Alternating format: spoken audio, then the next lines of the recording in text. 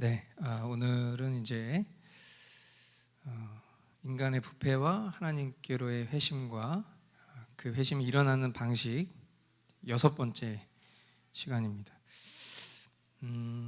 어쨌든 그 건강한 피드백들을 계속 주셔도 됩니다. 그러니까 뭐 어쨌든 이 시간이 또 시간적으로는 조금 졸린 시간이고 또 목사님 설명이 좀 너무 어렵습니다.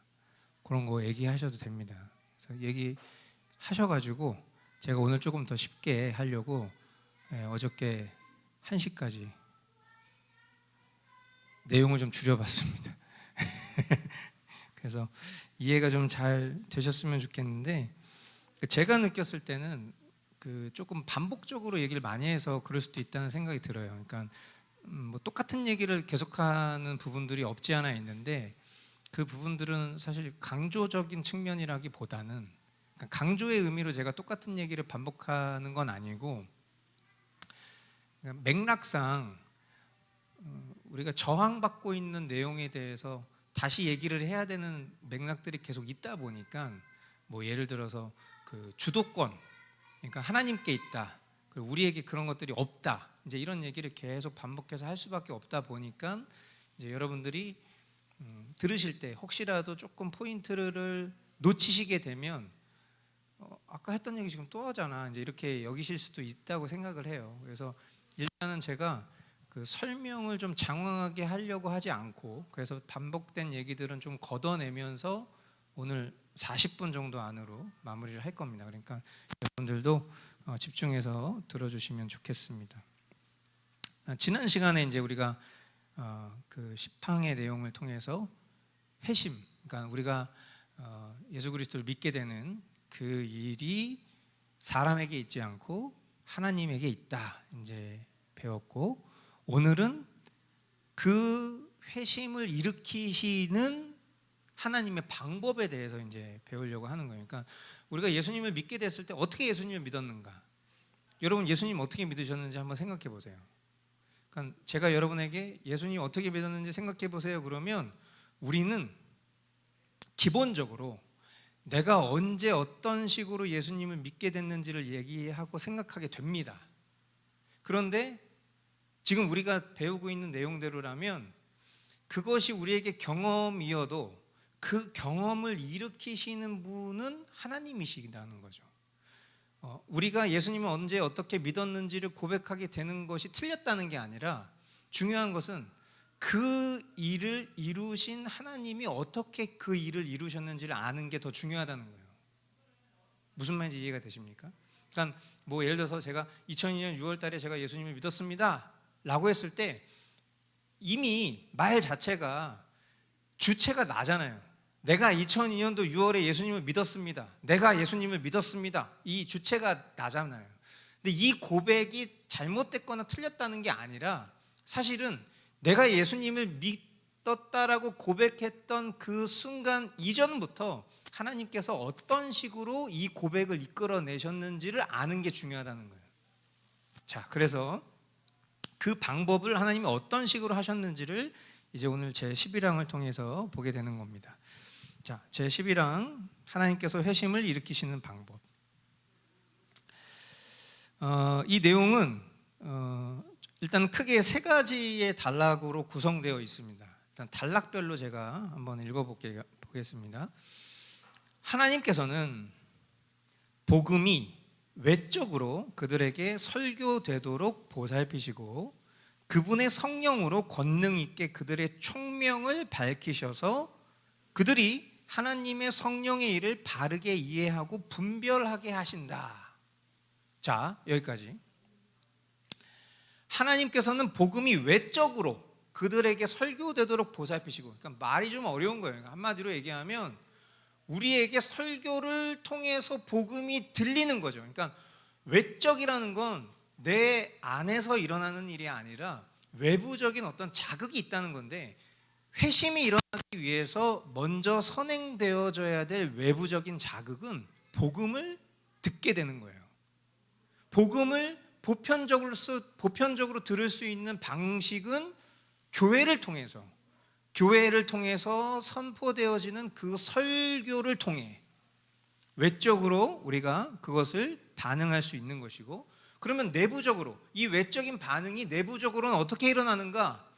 내 안에서 어떤 나의 의지나 내 어떤 능동적인 힘과 능력으로 그 일이 일어나는 것이 아니라 성령으로 먼저는 우리의 총명을 밝히신다.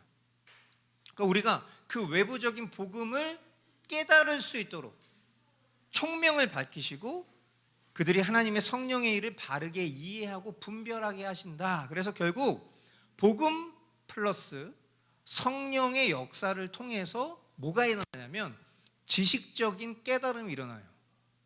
그러니까 여러분, 되게 중요한 게 뭐냐면 지식적인 깨달음이 일어나지 않고 어떤 일이 있을 거라고 생각하면 안 된다는 거예요. 그러니까 교회에서 교회가 뭐예요? 교가 무슨 교회예요? 가르칠 교. 회는 뭐예요? 모일 회예요. 그러니까 우리가 모여서 뭘 해야 되냐면 하나님의 말씀을 가르치고 배워야 돼요. 이게 무슨 교회가 이렇게 지식 중심적이에요. 이거는 진짜 모르고 하는 얘기예요. 그럼 교회 말고 어디에서 우리가 하나님의 말씀을 배우고 가르칩니까? 교회에서 그 일을 하는 거예요. 유대인들이 회당에 모여서 회당 똑같아요. 그 회당에서 율법을 배웠죠. 하지만 그들 마음 가운데 성령의 감동이 일어나지 않았기 때문에 그 회당에서 예수님이 복음을 선포하셔도 사람들은 예수님 죽일 생각했던 거죠. 마찬가지예요. 저와 여러분들이 하나님의 말씀을 지식적으로 깨닫는 은혜가 일어나지 않고서는 우리에겐 절대로 어떤 그 변화가, 내적인 변화가 일어날 거라고 생각하는 것은 그게 바로 신비주의 사상이에요. 하나님의 말씀을 배우지 않고 그저 어떤 초자연적인 역사로 내가 깨닫을 수 있다라고 생각하는 게 신비주의 사상이에요. 그러나 분명한 것은 그런 식으로 일이 이루어지지 않습니다.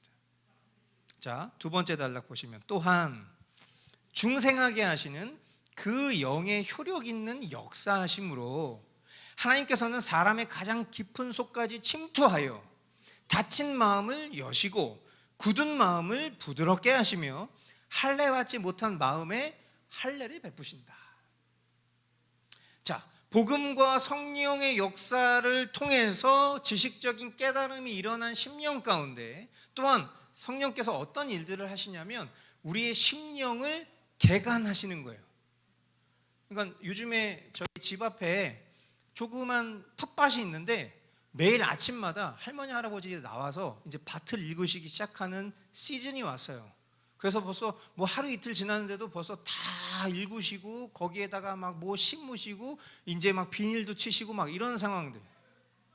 거기에 뭔가 생명력 있는 식물을 심을 거라고 상상도 못했단 말이죠. 그런데 이제 처음으로 맞이하는 이 봄, 이 새로운 집에서 저희가 이사 온 집에서 처음으로 맞이하는 봄에 이런 광경들을 보면서 저기서 이제 어떤 식물, 어떤 열매들이 맺힐까에 대한 기대와 설레임이 생겨나는 거랑 똑같아요. 성령이 우리 마음 가운데 지식적인 깨달음을 주셨지만 그 지식적인 깨달음이 우리의 심령 가운데 열매를 맺으려면 먼저는 강팍하고 완악한 우리 마음에 성령께서 베풀어 주시는 할례가 일어나지 않고서는, 좋은 땅으로 우리의 심령을 일구지 않고서는 그 말씀의 씨앗이 심겨질 수가 없는 거죠. 이 일을 누가 하신다? 성령이 하신다는 거예요. 또한 마지막 단락, 새로운 자질을 의지에 주입하셔서 죽어있던 의지를 살아있게, 악하던 의지를 선하게, 꺼려하던 의지를 자원하게, 완악하던 의지를 양순하게 하신다. 그리고 의지를 움직이시고 강하게 하셔서 그 의지가 좋은 나무처럼 선행의 열매를 맺을 수 있도록 하신다. 여러분, 여기서 우리가 주목해야 될 게 뭐냐면 지금 이 내용 자체가 능동적인 시제로 쓰여져 있어요? 수동적인 의미로 쓰여져 있어요? 철저하게 수동적인 의미로 쓰여져 있어요. 그러니까 이 모든 일들을 일으키시고 이 모든 과정을 주도하시고 이 모든 과정을 통해서 열매를 맺게 하시는 분이 바로 주님이시라는 거예요. 성령님이시라는 거예요. 이 단락을 하나의 표현으로 정리하자면 의지의 거듭남이에요. 의지의 거듭남, 자유의지의 거듭남. 너무 중요한 거죠. 왜? 조금 이따 얘기하겠지만 아르미니우스 주의자들은 자유의지의 거듭남은 필요 없다고 얘기합니다. 자유의지가 부분적으로 훼손되었기 때문에 그것을 고쳤으면 된다고 생각하니까. 그러나 우리의 본연의 의지는 이미 죽었어요. 그래서 여기에 외부적인 이식, 외부적인 새로움이 들어오지 않으면 내적으로는 기능을 발휘할 수 없는 상태라는 것이 너무나도 중요한 관점입니다. 그래서 여러분들 보시면 그 학론파 아르미니우스주의자들의 주장 6번인데요. 오류논박 6번. 이제 그 내용이 이제 아르미니우스주의자들이 이 회심의 과정에 대해서 그들은 어떻게 반박을 하고 있는지를 보시겠습니다. 자, 내용을 보시면 사람이 참되게 회심할 때 하나님께서 새로운 자질이나 능력이나 은사들을 사람의 의지에 주입하실 수 없다. 그러니까 이거 이 문장의 내용을 잘못 번역했거나 아니면은 좀 왜곡되이 기록한 거 아닙니다. 그러니까 이들의 주장이에요. 그러니까 저는 일단은 어떤 성경을 바라보는 관점과 해석이 다를 수 있다라고 생각해요. 교파마다. 그런데 충분히 그런 것들은 이해할 수 있는데 사실 제가 제일 불편한 건 이런 거거든요. 하나님의 능력을 사람이 제한해서 표현하는 거. 저는 그거는 일단은 신앙의 기본적인 태도와 거리가 너무나도 먼 거라고 생각해요. 근데 왜냐하면 지금 보세요. 사람이 참되게 회심할 때, 그러니까 우리가 예수님 믿게 될 때 하나님께서 새로운 자질이나 능력이나 은사들을 사람의 의지에 주입하실 수 없다. 그러니까 이거는 만약에 영어로 표현하면 cannot 이거예요. 할 수 있냐 없냐의 문제를 얘기하고 있어요. 하나님 이거 할 수 없다고 얘기하는 거예요. 하나님 그거 하실 필요가 없다. 이런 식이 아니라 할 필요가 없는 거야. 하실 수 없다 이렇게 표현하고 있다는 것 자체가 너무 위험한 표현이죠. 전능하신 하나님의 능력을 인간이 제한하고 있다는 것 자체가 사실은 그 출발 자체가 문제가 있다고 생각합니다. 자, 계속 볼게요. 따라서 우리가 믿음을 통하여 처음 회심하고 믿을 때에 회심하고 믿음 때문에 신자들이라고 불리울 때 그 믿음은 하나님이 주입하시는 자질이나 은사가 아니라 사람의 행위이다. 아니 이런 자신감이 도대체 어디서 나오는지 난 잘 모르겠어. 그리고 이 믿음을 획득하는 능력에 관한 것이 아닌 한 믿음을 은사라고 말할 수 없다. 은사가 뭐예요? 선물. 믿음을 우리가 선물로 하나님한테 받았다라고 말할 수가 없다는 거예요. 여러분 어떠신지 모르겠는데 저는 요 얘기한 사람 좀 만나보고 싶어. 요 앞에서 이렇게 만나서 진짜 진심이에요? 제정신이에요? 이렇게 얘기하고 싶은데 어쨌든 어떤 한 교파의 사상이기 때문에 저 같은 수준의 사람이 이거를 다 이해하지 못한 어떤 지점이 있는지는 모르겠으나 우리 믿음의 선진들이 그동안 이 부분에 대해서 전혀 동의할 수 없었다라는 것은 비단 저뿐만이 아니라 우리뿐만 아니라 역사적인 사실이니까 어떻게 보면 좀 통탄할 만한 내용인 것 같아요. 자, 근데 이제 이들을 헤아리기 위해서 도대체 그럼 이 아르미니우스 주의자들이 이렇게 말할 수 있는 근거, 이유가 무엇이라고 했었죠? 이 사람들이 왜 이렇게 얘기한다고 했죠? 이 사람들은 사람이 타락했음에도 불구하고 전적으로 죽은 것이 아니고 단지 병들고 손상 입었기 때문에 여전히 사람마다 그 편차가 있을 뿐이지 스스로 결정할 수 있고 또 도움을 요청할 수 있는 능력이 있다라고 믿기 때문이라고 얘기했어요. 그죠? 그러니까 우리는 이미 우리가 날 때부터 죽은 존재, 날 때부터 건강하고 바른 판단과 선택을 할 수 없이 죄와 사망 가운데 죽은 존재로 태어났다라고 우리는 믿고 있지만, 그러나 이들은 그게 아니라 그것은 그냥 처음 아담과 하와의 범죄였을 뿐 그 범죄가 그 이후에 출생한 사람들에게 원죄로 물려받아서 살게 된 것이 아니기 때문에 사람마다 하나님을 향한 자유의지를 발휘해서 사랑을 고백할 수도 있지만, 또 어떤 사람들은 또 죄성에 취약하여서 죄를 짓기도 하지만, 그러나 결국 그들 안에 있는 자유의지를 잘 발휘하고 적절히 치유받으면 얼마든지 그들 안에서 믿음의 동기가 생겨날 수 있다라고 얘기한다는 거예요. 그렇기 때문에 그 사람을 더 믿게 하기 위해서 외부적인 선물 필요 없다. 각자의 자유의지로 할 수 있다. 결국 그렇게 얘기를 하고 있다는 것이죠. 이해되시죠? 자, 그러나 우리 믿음의 선진들은 그것에 대해서 동의하지 않습니다. 사람이 자유의지를 사용한다면 그들은 결코 하나님께로 돌아오지 않을 것이기 때문이다.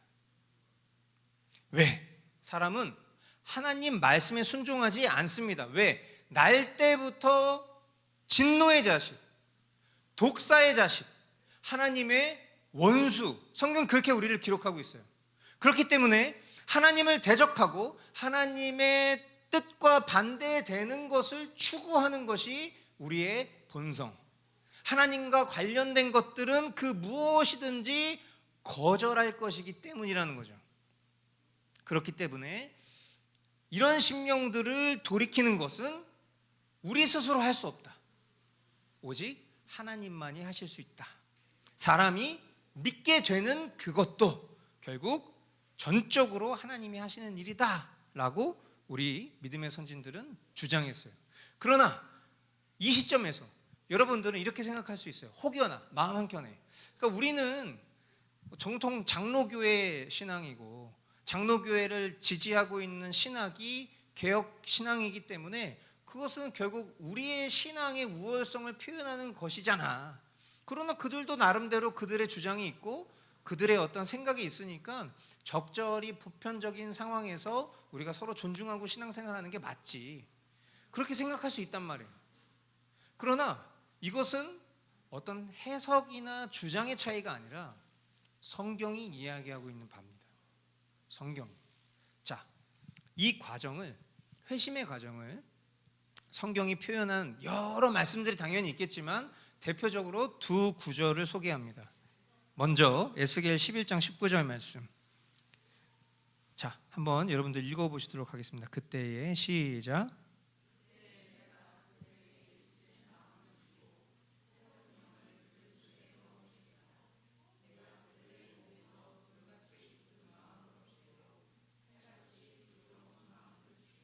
네, 빌립보서 2장 13절도 읽어보겠습니다. 시작. 하나님은 여러분 안에서 활동하셔서 여러분으로 하여금 하나님을 기쁘게 해드릴 것을 염원하게 하시고 실천하게 하시는 분입니다. 아멘. 자, 여러분 이 두 말씀을 그냥 눈으로 이렇게 쓱 봐보세요. 방금 전에 읽으셔서 이해도 되시겠지만 쓱 한번 먼발치에서 바라봐 보세요.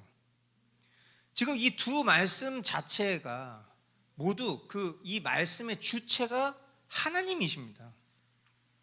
하나님이 하나님과 일치된 마음을 주시고, 그러니까 내가 내 의지를 발휘해서 하나님이랑 같은 마음을 품으려고 애쓰고 노력해서 개발한 게 아니에요. 하나님이 주체가 되신 하나님이 우리의 심령에 하나님과 일치된 마음을 주시고 또 하나님이 기뻐하시는 것을 소원하게 하셔서, 그러니까 내가 난 하나님의 이런 마음처럼 난 참 되고 싶어, 우리가 나는 하나님 뜻대로 살고 싶어, 만약에 우리가 이렇게 생각했다고 치자고요. 그러면 우리는 무의식 중에 내가 그 마음을 소원한 것으로 생각할 수 있어요. 그죠? 아르미니우스 주의자들도 아마 그런 의미에서 그렇게 해석했을 가능성이 있어요. 그런데 우리가 그것을 소망하기 이전에 지금 성경은 우리에게 뭐라고 얘기하고 있냐면 하나님이 기뻐하시는 것을 우리에게 염원하게 하신다는 거예요. 그러니까 하나님 뜻대로 살고 싶어, 난 앞으로 내 인생을 주님께 바칠 거야, 내가 한 것 같은데 내가 이 고백과 생각을 하기 이전에 이 소망의 마음을 불어넣어 주신 주체가 하나님이라고 얘기하고 있다는 거예요. 그래서 그 사람의 심령을 새롭게 하시고 그것을 심지어 실천하게 하는 의지의 주체가 하나님이시다라고 얘기하고 있어요. 그러니까 저와 여러분들이 감사할 수밖에 없는 것은 우리는 본질상 하나님의 뜻대로 살기를 원하는 사람들이 아니라는 거죠. 그런데 우리의 꼬라지와 형편이 별 볼 일 없어도, 그러나 그럼에도 불구하고 한켠에 계속 머물러 있게 하시고, 그리고 내가 더 이상 이렇게 살면 안 되는데, 내가 말씀대로 살아야 되는데, 이런 후회 정도의 마음을 갖고 있는 것도 사실은 그 마음은 사람의 의지가 아니라 그 생각과 마음을 품게 하시는 하나님의 의지라는 것을 깨닫게 됐을 때 우리는 비로소 알게 되는 거예요. 내가 회심한 사람이구나. 내가 중생한 사람이구나. 왜? 내가 거듭나지 않고서는 이런 염원과 생각을 가질 수가 없다는 거예요. 그러니까 얼마나 감사한 일이에요. 이런 걸 확인할 수 있다는 게. 그러니까 이게 별거 아닌 것 같지만 이게 거듭남의 다양한 징표 중에 하나라는 거예요. 비록 열매가 더디 맺히는 것 같고 내 삶에 커다란 어떤 성숙이 일어나지 않는다 할지라도 확실한 것은 이 일의 주체는 하나님이시라는 거죠. 자, 지금 이제 우리가 본 이 11항에서 이 회심이 사람의 어떠함이 아니라 하나님의 역사라는 것을 강조했다면, 그 방법을 이야기했다면, 이제 다음 페이지에 보시면 12항에서는 초자연적인 역사로서의 회심, 그것에 대해서 이제 이야기를 합니다. 그러니까 초자연적이라고 하는 것은 불가항력적 은혜 같은 얘기를 하는 거예요. 그러니까 이 문제는, 이 거듭남의 문제는 사실은 어떤 외부적인 지식이나 설득과도 같은 개념이 아니라 그것은 하나님이 사용하시고 다루시는 방법의 하나일 뿐이지 사실은 그 모든 일들은 하나님의 능력으로 이루어진다라는 내용을 얘기한다는 거예요. 자, 여러분에게 질문을 한번 해볼게요. 한번 정답을 맞춰보세요. 하나님께서는 우리의 도움이나 협력 없이 우리 안에서 회심을 이루신다라고 지금 우리가 배우고 있습니다. 단지 어떤 지식적인 가르침이나 도덕적인 설득으로 그 일을 하시지 않는다 말하고 있어요. 왜 그럴까요? 답을 해보십시오. 지금 우리가 앞서서 얘기했던 바대로라면 외부적인 어떤 자극이 있고, 그죠? 뭐 선포된 복음을 듣는 어떤 이런 자극, 그래서 성령께서 우리의 심령을 개간하시고 그 외부적인 복음을 받아들이게 하시는 어떤 이런 과정들을 하나님이 사용하신다라고 했어요. 그러면 이제 이것이 어떤 면에서 보면 지식의 우월성을 강조하는 것처럼 보일 수 있는데, 그것이 중생을 이루는 완전한 방법일 수 없다라고 한다면 왜 그럴 거냐는 거예요.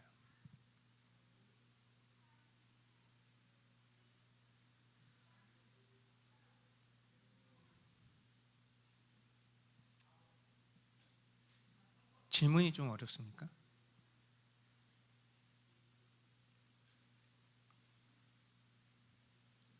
왜 그럴까요? 왜 안 될까요? 그렇게.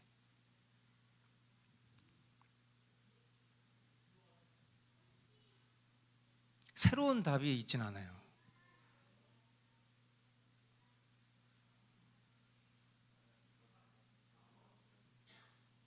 만약 그렇다면 모두가 믿을 것이기 때문에, 약간 방향은 비슷했어. 근데 정반대의 답을 했어요. 만약 그렇다면 모두가 믿을 것이기 때문에라고 했어요. 그러니까 외부적인 어떤 지식이나 그 지식에 의한 설득으로 중생이 이루어질 수 있다면 모두가 믿을 것이기 때문에 이렇게 얘기했어요.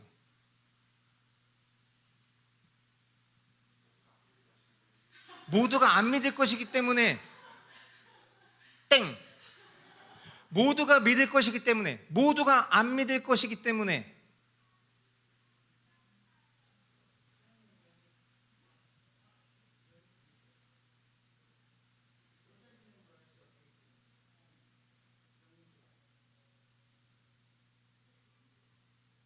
오늘 어버이날이니까 땡이라고 할 수는 없고 띵.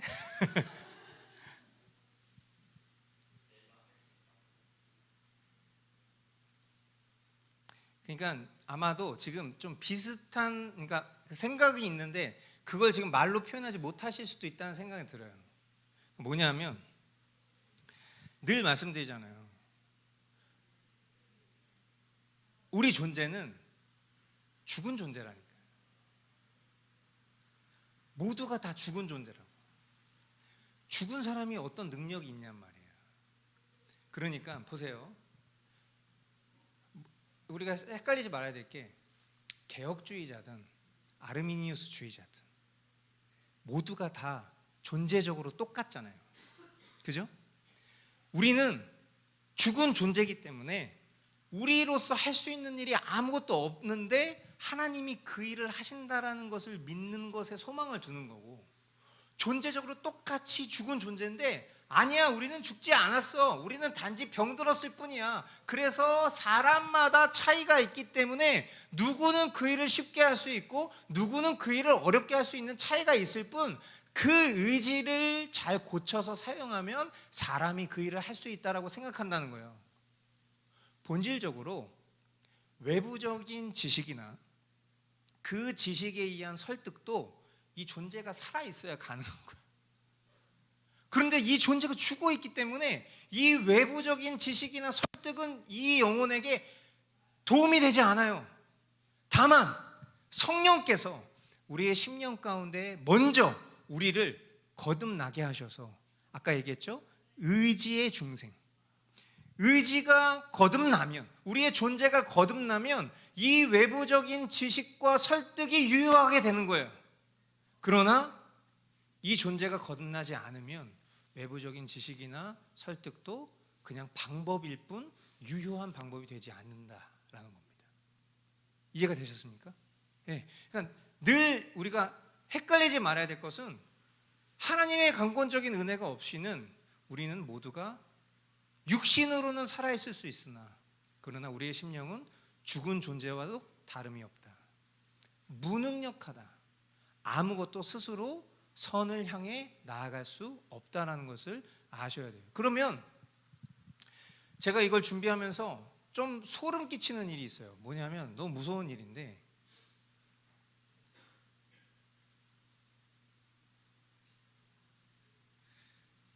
일단은 그런 일이 없기를 바랍니다. 그런데 제가 참 무섭다고 생각하는 건 뭐냐면,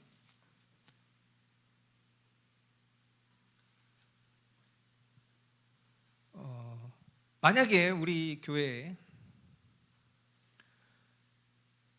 동일하게 하나님의 말씀을 듣고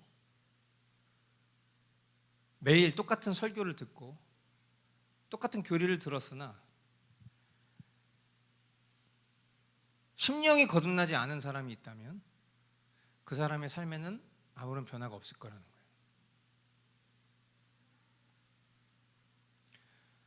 이따가 우리 끝에 이 얘기 하겠지만, 내가 정말 거듭난 사람인지 아닌지에 대한 변화를 우리가 알 수 있을까요, 없을까요? 있어요. 성경이 얘기하고 있는 명백한 중생의 열매가 있어요. 그런데 보세요. 만약에 내게 중생의 열매가 확인되지 않았어요. 그럼 우리는 어떻게 반응할까요? 두 가지 중에 하나라고 생각해요. 관심이 없을 수 있어요. 지금 이 얘기가 선포되고 있는 중에도 관심이 없을 수 있어요. 그러니까 무감각하다는 거죠. 왜? 심령의 거듭남이 없기 때문에. 지금 제가 이 얘기를 하고 있을 때 여러분이 어떤 경외함 속에서 오는 두려움이라든지, 혹시 내가 라는 생각을 갖게 된다면 그것은 무감각한 건 아니겠죠.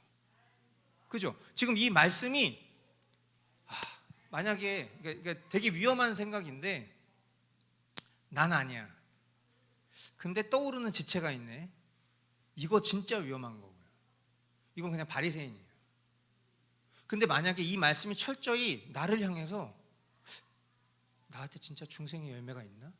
내가 지금 심령의 거듭남 없이 어떤 육신의 어떤 지식적인 깨달음 속에서 일시적인 경각심만 갖고 있는 건가? 저는 이 정도만의 자극이 있는 것도 심령이 거듭났을 가능성이 있다고 생각해요. 근데 진짜 무서운 건 뭐냐면, 이런 얘기가 있어도 전혀 아무런 반응이 느껴지지 않는다면 중생하지 않았을 가능성이 너무 높아요. 그러니까 교회 안에 복음이 계속 외쳐짐에도 불구하고 중생의 열매가 확인되지 않거나 전혀 보이지 않는 지점에 놓여진 성도가 있다면, 신자가 있다면 제일 불쌍한 영혼이에요. 그러니까 지금 이 내용들도 마찬가지예요. 여러분, 정말 우리가 내 어떤 의지에, 이 의지 자체가 거듭난 심령인지 아닌지를 여러분들 계속 깨달으셔야 돼요. 예전에 어떤 한 지체가, 지금 이제 우리 교회에서 신앙생활 하지 않지만 어떤 지체가 도르트 신조를 배우다가 깨달음을 얻었어요. 저는 거듭나지 못했습니다.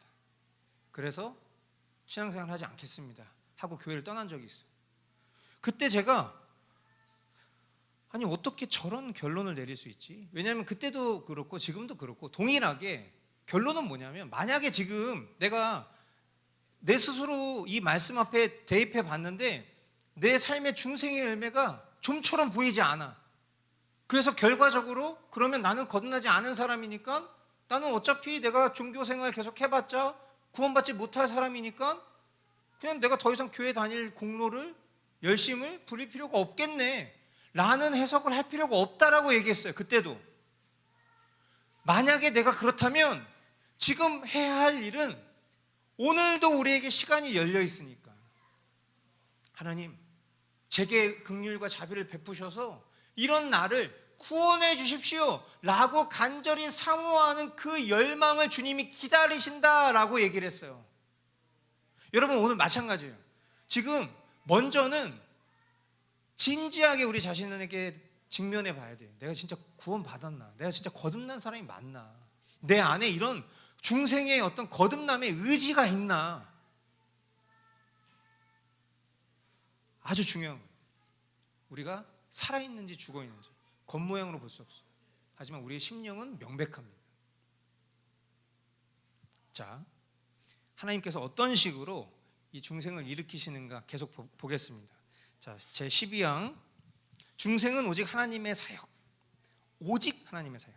자, 제가 읽겠습니다.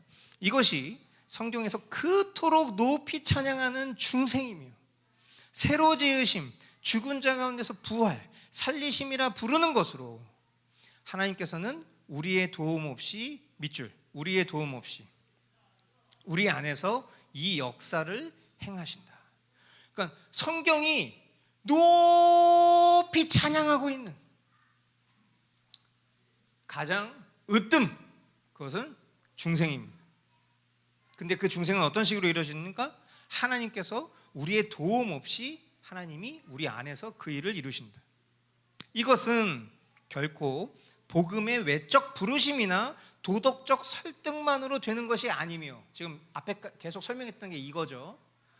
하나님께서 그분의 역할을 하시고 난 이후에 중생할지 중생하지 않을지, 회심할지 회심하지 않을지가 사람의 능력에 달려있는 방식으로 일어나는 것도 결코 아니다. 그러니까 이 부분도 여러분 저희 보세요. 이게 뭐냐면, 이게 무슨 말이에요? 그러니까 하나님이 중생에 대한 장치를 우리에게 쫙 하셨어요. 그리고 나서 이제 그걸 네가 받아들일지 말지 이제 너에게 달려있다. 그게 결코 아니라는 얘기예요. 지금 처음부터 끝까지 따라해 보세요. 처음부터 끝까지. 우리의 도움 없이 하나님이 하시는 거예요. 네. 중생은 그렇게 일어나는 거예요. 헷갈리면 안 돼요. 섞이면 안 돼요. 아르미니우스 주의자들처럼 하나님이 이렇게 세팅해 놓으시고 자유의지로 그것을 받을지 말지 그게 아니라 철저히 모든 것은 다 하나님이 하시는 거예요. 오히려 이것은 명백히 초자연적인 일이며 가장 강력하고 동시에 가장 기쁘며 기이하며 신비하며 말로 다 표현할 수 없는 사역이다. 이 사역을 행하시는 성령님의 감동으로 된 성경에 따르면 중생은 그 능력에 있어, 자 밑줄, 창조나 죽은 자의 부활보다 작거나 열등하지 않다. 여러분, 하나님이 행하시는 일들 중에 가장 뛰어난 일이 뭡니까? 여러분이 생각하셨을 때 하나님이 행하신 일들 중에서 가장 뛰어난 일이 뭐예요? 네? 네? 구원, 그죠? 이 얘기예요. 누구는 하나님이 이 천지 만물을 창조하신 창조요 이렇게 얘기할 수도 있고, 누구는 죽은 자를 살리신 부활이요 이렇게 얘기할 수 있겠으나 그것과 비교할 수 없을 만큼 작거나 열등하지 않을 만큼 중생, 거듭남, 구원은 하나님의 사역에 있어서 뛰어난 거라는 거예요. 따라서 하나님께서 그 마음에 이런 기이한 일을 행하신 모든 사람은, 모든 사람 밑줄, 어떤 모든 사람이에요? 하나님이 그 일을 하신 사람 말하는 거죠. 모든 사람. 여기서 말하는 모든 사람은 세상에 존재하는 모든 사람을 말하는 게 아니라고 그랬어요. 성경에서 얘기하는 모든 사람을 진짜 모든 사람으로 해석하면 안 돼. 하나님이 선택하신, 하나님이 거듭나게 하신 모든 사람은 한 명도 실패가 없다는 의미에서 모든이에요. 모든 사람은 분명 틀림없이 효과적으로 중생하며 확실히 실제로 믿는다. 아리까리하게 믿을지 말지 중생하지 않은 거예요. 그건. 그 누가 뭐라고 해도 믿어지지 않을 것 같아도 믿어지는 사람, 그 사람은 중생한 사람이니까 믿을 수 있는 거예요. 자, 그리고 그렇게 새로워진 의지는, 의지가 거듭난 거죠. 하나님께서 움직이고 영향을 미치실 뿐 아니라, 자, 의지의 주인이 누구예요? 하나님이에요. 사람이 아니에요. 하나님이 거듭나게 하셨어요. 조금 이따가 바로 이어서 말씀 읽겠지만 이 의지의 주체는 더 이상 육신의 사람이 아니에요. 하나님이시죠. 그렇기 때문에 하나님께서 움직이고 영향을 미치실 뿐 아니라 하나님께서 영향을 미치신 결과로 그 자체가 활동적이 된다. 즉 하나님께서 역사하신다는 거죠. 이런 이유로 사람 자신이 그가 받은 은혜로 인하여 믿고 회개한다고 말하는 것은 옳다. 아까 제가 얘기했던 게 바로 이거예요. 제가요 2002년 6월에 예수님을 믿었어요. 이렇게 말하는 거 틀렸다는 게 아니에요. 이 과정 속에 어떤 하나님의 은혜와 역사가 있었는지를 알고 그렇게 고백할 수 있다라는 거죠. 이해되셨습니까? 그러니까 여러분, 만약에 여러분이 중생의 확신이 있으시다, 하나님이 나를 택하시고 구원하셨다라는 확신이 있다, 그렇다면 한번 여러분의 지난 삶을 돌아봐 보세요.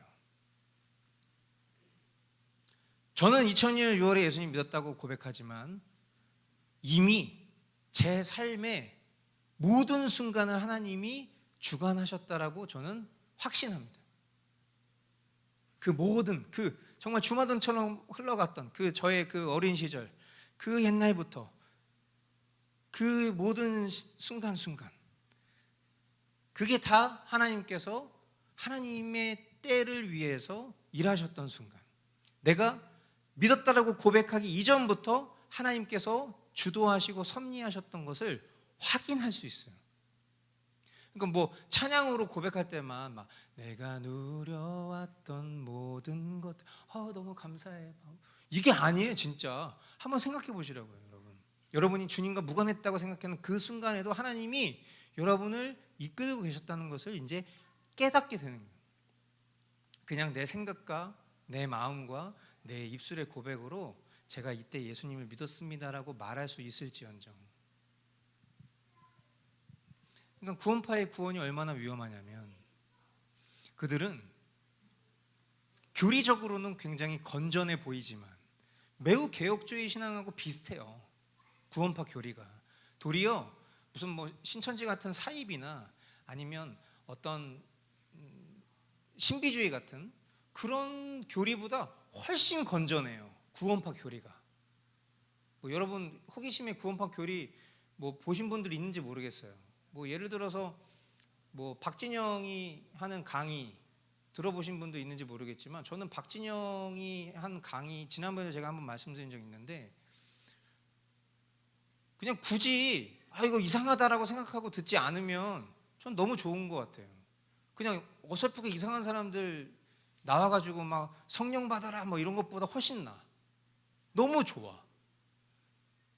근데 문제는 뭐냐면 거듭남의 순간을 사람이 특정 짓는 거. 물론 박진영 강의에 그런 내용은 없어요. 근데 이제 박진영의 그 어떤 그 교제권 안에서 사람들이 소그룹 모임할 때 연원일시를 얘기하기 때문에 결국 구원파 교리일 가능성이 높다. 이 사람 구원파일 것이다. 이렇게 얘기하는 것이 지금 좀 많지만 만약에 그게 아니라면 그냥 이 사람은 굉장히 건전한 신학을 깨닫게 됐다라고 말할 수도 있을 것 같을 만큼 굉장히 강의 내용이 나쁘지 않아요. 근데 구원파 교리가 왜 그런 건전성을 대체적으로 가지고 있음에도 불구하고 이단으로 취급을 받냐면 자신의 구원을 년월일시로 표현한다는 것은 자기의 구원을 자기가 결정했다는 얘기가 되기 때문이에요. 그죠? 제가 얘기했잖아요. 2002년 6월 달에 내가 예수를 믿었다고 내 입술로 고백할 수 있지만 사실은 그 이전부터 하나님께서 창조 이전부터 나라는 심령을 예수 그리스도를 통과한 심령으로 보시고 계셨다는 것을 인정하는 것이 그것이 하나님의 주권을 인정하는 것이기 때문이라는 거예요. 그러니까 구원의 어떤 주체를 다른 것으로 돌리는 것이 매우 이단적인 사상이라는 것은 그런 측면에서죠. 그러니까 뭐 예를 들어서 어떤 뭐 보혜사, 이만이다 뭐 이렇게 얘기하는 거 구원의 주체가 다른 존재라고 얘기하는 거잖아요. 다른 어떤 구원의 주체가 개입됐다 또는 협력했다라고 얘기하는 것만으로도 다 이단 사이비가 되는 거란 말이죠. 근데 결국 그 구원의 주체가 나다라고 얘기하는 것은 왜 이단성이 아니죠? 그것도 마찬가지로 이단성이에요. 특정인에게 돌리든 자기 자신의 실력과 능력에 놓던 그것은 구원의 본질과 너무 거리가 멀기 때문에 성경이 말하는 구원의 본질과 멀기 때문에 그래서 여러분 갈라디아서 2장 20절 같이 한번 읽어보겠습니다. 시작. 나는 그리스도와 함께 십자가에 못 박혔습니다. 이제 살고 있는 것은 내가 아닙니다. 그리스도께서 내 안에서 살고 계십니다. 내가 지금 육신 안에서 살고 있는 삶은 나를 사랑하셔서 나를 위하여 자기 몸을 내어주신 하나님의 아들을 믿는 믿음 안에서 살아가는 것입니다. 아멘. 여러분 이 말씀은 우리 공동체에게도 너무 생명과도 같은 말씀, 또 제게도 생명과도 같은 말씀이죠. 제가 늘 말씀드리지만 이 말씀이 저에게 새롭게 다가왔던 그 순간, 그때 저에게 이 말씀에서 가장 두드러지게 보였던, 동그라미 쳤던 지점이 바로 함께라고 말씀드렸어요. 나는 그리스도와 함께 십자가에 못 박혔습니다. 그러니까 마치 내 죄를 추출해서 예수님이 대신 십자가에서 그 죄를 사해 주신 걸로만 인식했던 나로부터 죄가 나고 내가 죄, 즉 죄와 나는 분리될 수 없는 존재라는 사실을 깨달았을 때, 존재적으로 죄인이라는 사실을 깨달았을 때, 내가 그리스도와 함께 십자가에 죽었다는 것은 단순히 내 죄를 예수님이 대신 사해 주신 것을 감각적으로 표현한 것이 아니라 내가 실제로 그리스도와 함께 죽었다는 것을 믿는다라는 것으로 받아들여졌다는 거죠. 이거 진짜 놀라운 신비적인 표현이에요. 우리는 지금 2024년을 살고 있지만 2000년 전에 예수님께서 십자가에 죽으실 때 영적으로는 우리가 그때 예수님과 함께 죽었다라는 거예요. 그것을 믿는다라는 거예요. 그리고 오늘을 살아가고 있는 내가 2002년도에 예수님을 믿었다고 고백할지언정 이미 주님은 그것을 2000년 전에 다 이루셨다는 것을 깨달았을 때 어찌 우리의 지난 세월이 주님과 무관하다고 말할 수 있으며, 오늘 내가 예수님을 믿기로 한다라고 했을 때 그 결정이 사람의 결정이라고 말할 수 있냐는 말이에요. 처음부터 하나님이 하시는 거예요. 이제 살고 있는 것은 내가 아닙니다. 여러분, 추상적인 표현 아니에요. 의지, 거듭난 의지의 주체가 누구라고 그랬어요? 성령님이에요. 내가 살고 있는 게 아니라고, 내가 내 의지의 주인이 아니라고, 그리스도께서 내 안에서 살고 계십니다. 내가 지금 육신 안에서 살고 있는 삶은 나를 사랑하셔서 나를 위하여 자기 몸을 내어주신 하나님의 아들을 믿는 믿음 안에서 사는 것뿐이에요. 존재가 바뀐 거예요. 죽을 죄인에서 생명의 주인 되신 주님이 거하시는 의인으로 사는 거예요. 중생은 그런 겁니다. 흉내내는 거 아니고요. 열매 없는 신앙 그럴 수가 없죠. 내 안에 예수님이 계신데 어찌 내 삶에 열매가 없겠냔 말이에요.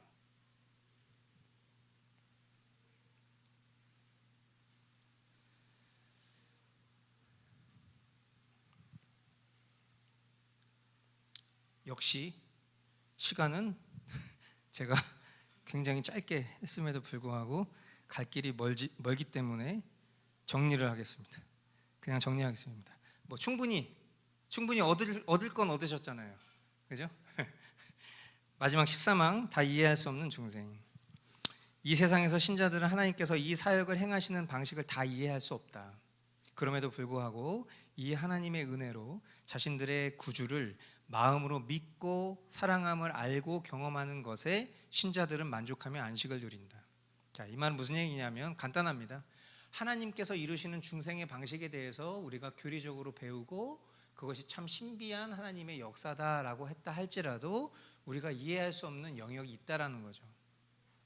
왜냐하면 중생은 하나님이 하시는 일이기 때문에요. 그 말은 무슨 말이냐? 하나님은 우리가 다 이해할 수 없어요. 이 말을 오해하시면 안 돼요. 아, 하나님과 우리는 이런 차등이 있구나. 차등이 있으신 하나님을 하나님이 우리에게 그렇게 우리를 인식하게 하시고 우리를 대하시지 않아요. 이 말은 존재적 차이를 말하는 거예요. 하나님은 창조주시고 우리는 피조물이에요. 그 창조주가 인간의 몸을 입고 이 땅 가운데 우리의 대속제물 되실 만큼, 그리고 그 주님이 부활하신 생명으로 성령으로 우리의 심령에 내주하신다는 것만으로도 굳이 부연 설명할 필요가 없을 만큼 하나님은 우리에게 모든 것을 주길 원하시고 모든 걸 깨닫게 하시길 원하시지만, 그러나 그럼에도 불구하고 존재적으로 하나님은 하나님이고 우리는 우리일 뿐이에요. 하나님의 구원에 대해서 우리가 제법 많은 것들을 교리적으로 이해하고 성경의 말씀을 통해서 감사와 경배를 올려드릴 만큼 기쁘지만, 그러나 미처 다 헤아릴 수 없는 지점이 있을 수 있다. 예수님이 나사로를 무덤에서 불러내셨어요. 그렇죠? 하지만 그 나사로가 어떤 생리적인, 어떤 육체적인, 어떤 특별함을 가지고 그가 무덤 밖으로 걸어 나올 수 있었는지는 우리는 설명할 수가 없죠. 그런 것 같은 거예요. 하나님께서 행하시는 창조와 부활은 피조물인 우리들이 이해할 수 있는 범주에 속한 것이 아니다. 우리에게는 그런 개념이 또 그런 능력도 없기 때문입니다. 그것은 우리가 어떤 생각해낼 수 있는 이치에 속한 것이 아닙니다. 하지만 우리가 이 중생을 온전히 이해할 수 없다고 해서 중생이 일어나는 것 자체를 부정하지는 않습니다. 도리어 이해보다 믿게 되는 능력을 선물로 받았기 때문이죠. 그래서 결론적으로 중생한 사람에게는 급진적인 변화가 일어납니다. 중생한 사람은요, 전심으로 예수를 그리스도로 믿습니다. 그리고 더 나아가 그리스도를 사랑하게 됩니다. 그리고 하나님의 말씀에 지배를 받는 것을 좋아하고 성령이 주장하시는 대로 순종하는 자가 됩니다. 좀 더 구체적으로 말하면, 자, 여러분 나눠드린 교제의 마지막입니다. 중생의 열매. 죄에 대해 분별하는 민감한, 활동적인, 그리고 경험적인 인지와 인식이 있습니다. 자, 여러분들 스스로에게 한번 점검해 보세요. 내가 정말 중생한 사람이 맞는지, 성경이 얘기하고 있는 중생의 열매를 정리한 거예요. 여러분에게 먼저 죄에 대한 반응입니다. 내가 이 가진 죄성에 대해서 분별할 수 있는 능력이 있는가? 내가 그 죄에 대해서 민감한가? 그리고 더 나아가 그 죄에 대한 진지한 슬픔이 있는가? 복음을 깨달은 결과로 인한 자신의 죄성에 대해서 부끄러움이 있는가? 중생한 사람이라면 이런 자극과 반응이 반드시 있습니다. 더 나아가 죄에 대해서 강한 혐오심이 있는가? 악한 것에 대한 증오가 있는가? 그리고 자신의 존재를 죄인이라고 자백할 수 있는 그런 진실됨이 있는가? 그리고 더 나아가 하나님과 또 하나님 말씀에 대한 진지한 갈망이 있는가? 그리고 영적인 지체들에 대한 사랑이 있는가? 중생한 사람이라면 반드시 이런 열매가 있다는 거예요. 반드시. 그러므로 저와 여러분에게도 이런 모습이 나타나야 합니다. 또 자신에게 이런 모습이 나타나는지 스스로 점검해 볼 수 있어야 돼요. 물론 사람마다 정도의 차이가 있을 수 있습니다. 이것을 아르미니우스주의자들의 그것과 연결시켜서 말씀드리는 건 아니에요. 오히려 우리 모두는 다 그리스도로 거듭났지만 여전히 이 육신의 소욕, 이 육신의 정욕과의 싸움의 능력에 있어서 우리에게 차이가 있기 때문에 저희가 매일 가정 예배를 드리는데 우리가 가정 예배를 하면서 이제 오전에 말씀 묵상한 것을 서로 나눠요. 그러면 내용이 거의 비슷해요. 매일 내가 이 말씀 앞에서 어떤 존재인지를 받고, 그래서 내가 이 말씀에 의지해서 어떻게 살아갈 것에 대해서 하나님 앞에 결단하고 기도하고 고백했다. 그럼 이제 어떤 죄에 대해서 이렇게 이야기를 하게 됐을 때 우리가 뭐 농담처럼 그런 얘기 합니다. 하준이가 자기의 어떤 죄에 대해서 막 이렇게 뭐 어려움을 막 표현하면 제가 막 그래요. 야, 너도 죄를 짓냐? 이 질문 자체가 말도 안 되는 질문이긴 해요. 왜? 쟤도 죄인인데 마치 쟤는 죄인이 아닌 것처럼 그럼 도대체 너는 무슨 죄를 져? 이렇게 물어보면 그냥 자기 수준에서의 죄예요. 여러분이 살면서 그런 경우들이 있을 겁니다.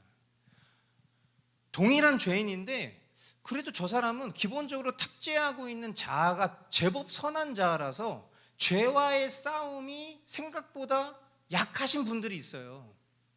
아르미니우스 주의자들은 그 지점에서 자유의지를 발휘할 수 있는 능력이 높은 사람으로 그런 사람들을 평가하는 거죠. 그러나 반대입니다. 우리 모두는 다 죄인이에요. 그러나 자신의 어떤 죄성과 싸우는 그 과정 속에서 그 존재 자체가 하나님이 허락하신 그 형상을 제법 많이 훼손하지 않을 수 있는 사람이 있을 뿐이지, 그게 그 사람의 어떤 본연의 본성이라고 생각하는 것은 대단히 큰 착각이라는 걸 아셔야 돼요. 그래서 우리가 이런 말씀을 배웠을 때 정말 정도의 차이가 있겠지만 내 안에 중생의 열매가 보이잖아요. 그러면 하나님 앞에 감사하십시오.